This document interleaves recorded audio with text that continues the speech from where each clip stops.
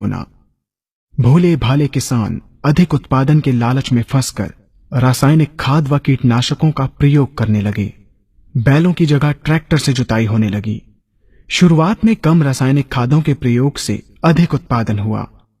धीरे धीरे रासायनिक खादों के प्रयोग के कारण भूमि की उर्वरा शक्ति क्षीण होने लगी, जिसकी वजह से उत्पादन घटने लगा तथा फसलें कमजोर होने लगीं।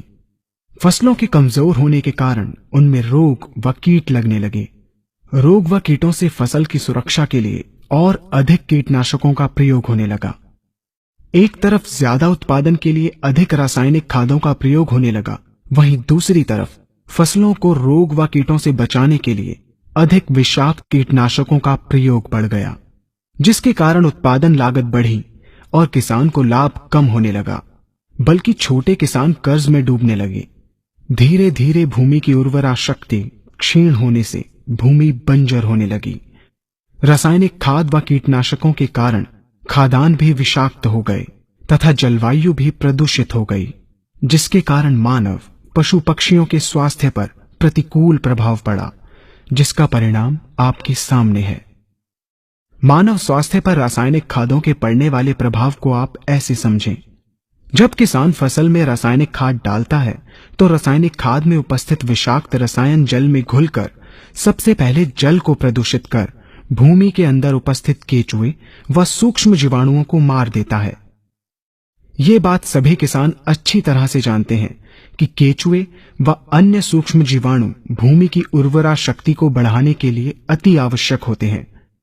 विषाक्त रसायन के कारण इनकी मृत्यु हो जाने से भूमि की उर्वरा शक्ति नष्ट हो जाती है तथा भूमि कठोर होकर बंजर होने लगती है। रासायनिक खादों के विषाक्त रसायन पानी के माध्यम से अन्य खनिजों के साथ फसल के अंदर पहुंचकर फसलों को विषाक्त बना देते हैं। बाद में जब खाद्यान्न के रूप में मनुष्य या अन्य पशु इन्हें खाते हैं तो ये विषाक्त रसायन मानव स्वास्थ्य पर बहुत ही बुरा प्रभाव डालते हैं तथा मनुष्य के अंदर तरह तरह के रोग उत्पन्न करते हैं। जब हम जैविक खाद का प्रयोग भूमि पर करते हैं तो जैविक खाद पानी में मिलकर पानी को प्रदूषित नहीं करती।